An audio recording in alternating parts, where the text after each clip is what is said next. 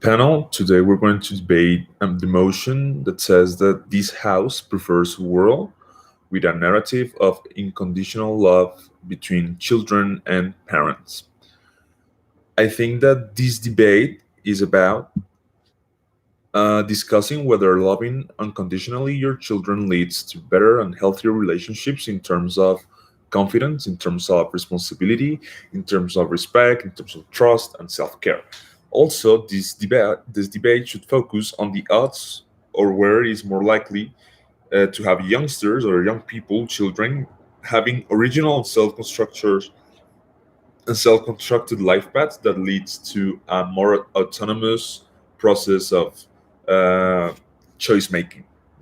Okay, so I think that I should, for example, define a few words. In that case, unconditional love will be understood in this debate as being unable to stop loving your children or to stop loving your parents, regardless of their actions or an attitude towards you.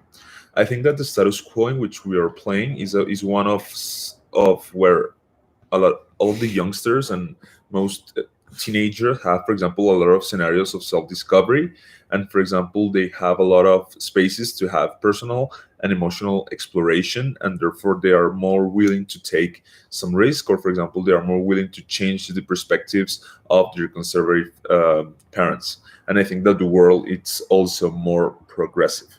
So, a few important questions that every team should aim to answer in order to win this debate. First, I think that we should, for example, evaluate if unconditional love um, means that, for example, you will have better life choices. Secondly, I think we should also examine if unconditional love improves your parental relationship. Third, if it's, for example, good to only live with conditional love. And fourth, if, for example, children would be able to understand a world in which love from their parents is not unconditional. So, to begin with, better life choices. I think that we need to consider that every individual has a lot of factors to evaluate when she or he is taking life choices. So, for example, nowadays, youngsters tend to like very unusual life choices. So, for example, study abroad, to study a very unusual career, or to, for example, leave home at a very young age. And I think that those life choices are often very risky. When you have unconditional love, you won't consider that decision as a risk of losing your parents' love. That is to say that regardless of the decision you make, you will be safe or you will be reassured that your parents will still love you. This is good because you won't be making decisions based on the fear of losing your parents' love.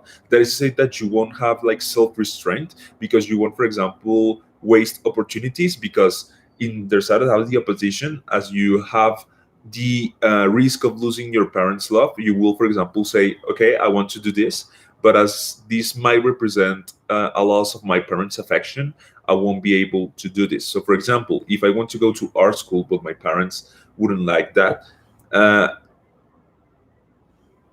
if love is unconditional, I will still do it because I know that despite the fact that they don't like me going to art school, they will still have to love me. So I have like more freedom to take life decisions, not based on the fear of losing my the love of my parents. So I think that this is crucial to having healthier relationships because you will have individuals being able to decide for themselves and not in that undesirable scenario where they decide not based on their needs and feelings and wishes, but based on fear.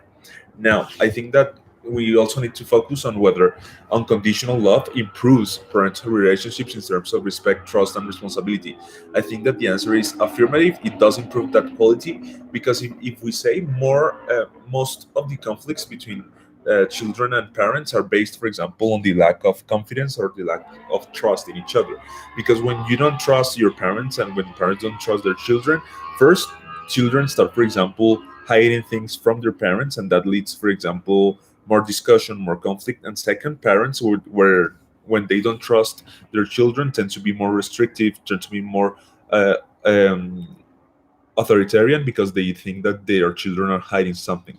why do we improve that situation when we have unconditional love? Because if you think that regardless of what you did, if you made a mistake or anything, you won't lose your parents' love. You have more incentives to actually talk to them about sensible topics, because you know that the fact that you did it won't mean them losing their loves. And so I think that that improves the incentives to actually speak up about certain things and not keeping in hiding. Because when you have, for example, the fear of losing your parents' love because you made a mistake, you will be tempted to hide it in order to preserve artificially that love. I think that we also need to take into account that it is extremely good to actually have one safety net in your life when you can say that love is unconditional, because I think that individuals are exposed to a lot of scenarios and relations where the loss of love is extremely painful. Having a parental shelter can be a safety net and guarantee individuals for like a space of security, emotional security. So in cases of fighting, for example, it also improves the situation, because if you have unconditional love, you are reassured that regardless of the fighting, that it's only a step that you will, for example, overcome, because the love you have for your parents or for your children is always stronger.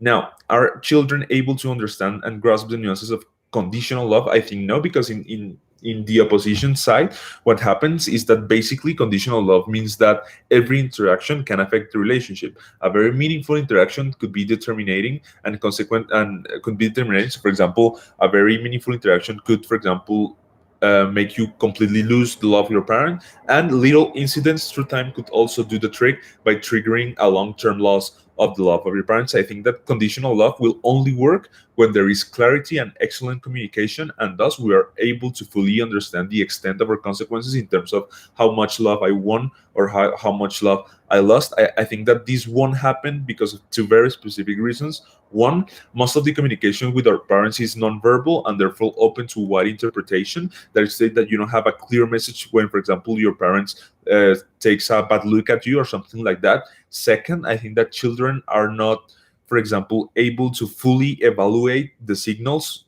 verbal and nonverbal, because they don't have much life experiences, and thus they tend to overestimate everything, thinking that any minor mistake could represent the end of the world. And thus, if there is a possibility of every social interaction or any gesture to actually make you lose your parents' love, as you are a child or a teenager that overestimates that interaction or that specific gesture, there is a bigger risk of you, for example, always thinking that you are going to lose your parents' love and you're going to feel extremely bad about it.